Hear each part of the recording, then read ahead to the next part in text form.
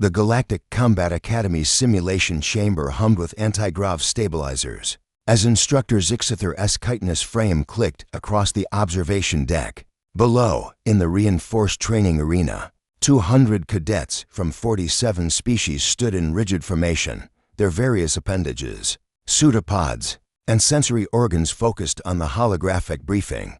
Standard combat assessment, Zixither announced, his translator rendering the clicks and whistles into universal. Scenario, hostile boarding action. You will be divided into strike teams. Survive, neutralize threats, extract to designated zones.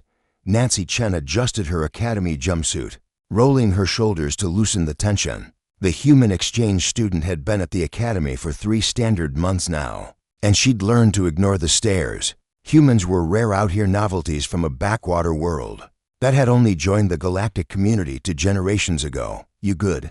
Parker Martinez whispered beside her, the only other human in their cohort. Where Nancy was lean and coiled tension, Parker was broader, with the easy confidence of someone who'd grown up in Earth's special operations families. Always, Nancy replied, her dark eyes scanning the other cadets. Most gave humans a wide berth, not out of respect, but caution. Humans were unpredictable. The teams were randomized. Nancy found herself grouped with a Valkyrie crystalline being, 2 methane-breathing karate in environmental suits, and a massive thundrak whose species was renowned for their physical strength. Parker ended up 3 teams over, giving her a subtle nod before the simulation walls materialized around them. The scenario loaded, a derelict station, flickering lights, the distinctive chemical signatures of Arachnoid Raiders, one of the galaxy's most feared pirate species. Nancy's heart rate increased slightly, adrenaline beginning its familiar dance through her bloodstream. Stick to protocol. The Valkyrie, named Crystallis, chimed in musical tones. Arachnoids are classified as threat level 7. We maintain formation, use suppressing fire. And the first arachnoid simulation materialized from the shadows, a nightmare of bladed limbs and compound eyes. Before Crystallis could finish the sentence, Nancy moved. Her instructors back on Earth had called it flow state. The galaxy called it something else entirely, though Nancy didn't know that yet. She slipped past the arachnoid's initial strike with millimeters to spare, her training blade finding the weak point in its carapace with surgical precision. The simulated creature dissolved into pixels.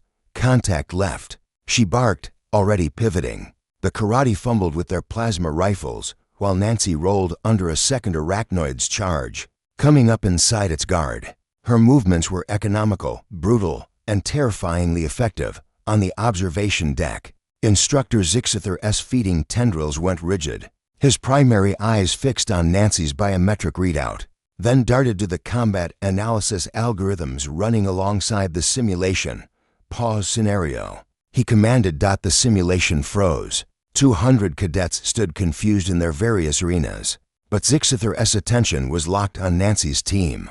More specifically, on Nancy herself. Run full combat scan on Cadet Chen. He ordered the Academy's AI.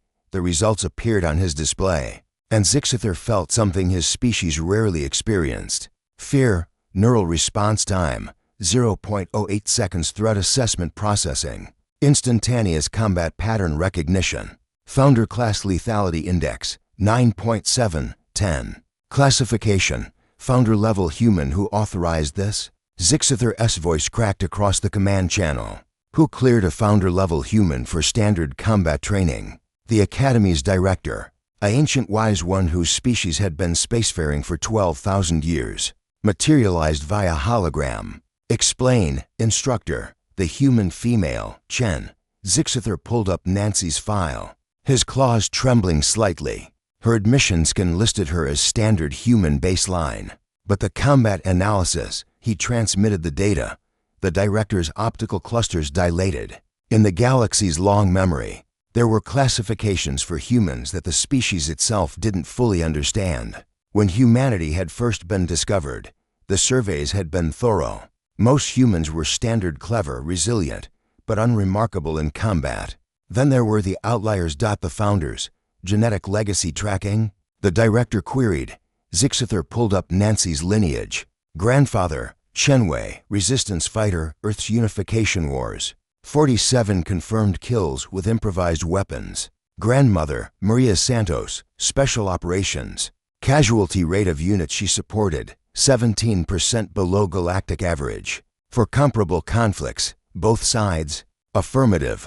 Paternal grandmother, Rebecca Chen, counterinsurgency specialist. Maternal grandfather, James Okonkwo, earned the call sign Ghost 4. Numerous reasons the files don't fully specify. The director was silent for a long moment. The boy, Martinez? Another scan. Parker's results loaded, nearly identical to Nancy's. Founders, the director confirmed. Both of them. How did this happen? Earth screening processes. Zixither searched for a diplomatic term. Optimistic about their own capabilities. They don't classify their population the way we do. To them, these two are simply qualified candidates.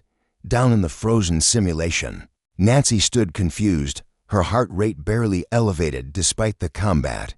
Parker caught her eye across the arena floor, equally puzzled. Resume scenario. The director commanded. But shift parameters. Give them an actual challenge, director. The recommended combat scenarios for Founder-class humans are, I'm aware, Instructor. But they need to understand what they are, what their species is capable of producing. The simulation resumed, but the difficulty spiked. Arachnoid raiders multiplied. Environmental hazards activated. The scenario that was designed to challenge teams became a crucible, designed to push the absolute limits of combat capability. Nancy felt the change immediately. More targets, faster, deadlier. Something primal ignited in her chest, not fear, but recognition. This was what she'd been trained for without knowing it. Every family story, every genetic memory encoded in her DNA. Every ancestor who'd survived impossible odds. Across the arena, Parker moved like water through the chaos, his team rallying around him not through orders but through inspiration. He and Nancy couldn't see each other through the simulation walls, but they didn't need to. They were fighting the same fight humans had fought for millennia. Survive, adapt, overcome. When the simulation finally ended, both Nancy and Parker's teams had completed the scenario. Not just survived, dominated. The other cadets in their groups stood in shocked silence. On the observation deck, Zixither reviewed the results. Recommendations, Director. Separate training protocols. Enhanced scenarios. And the ancient being's voice carried weight.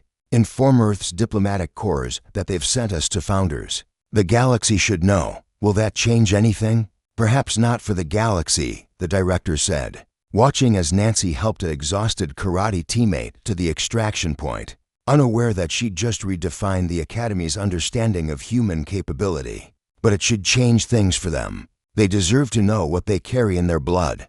Parker and Nancy met at the debriefing area, both breathing hard, both alive with the aftermath of combat. That was weird, right? Parker said. Definitely weird. Nancy agreed that they had no idea that across the galaxy, files were being updated, protocols rewritten, and humanity's quiet reputation was about to become significantly louder. The Founders had revealed themselves not through declaration, but through action, exactly as their species always had.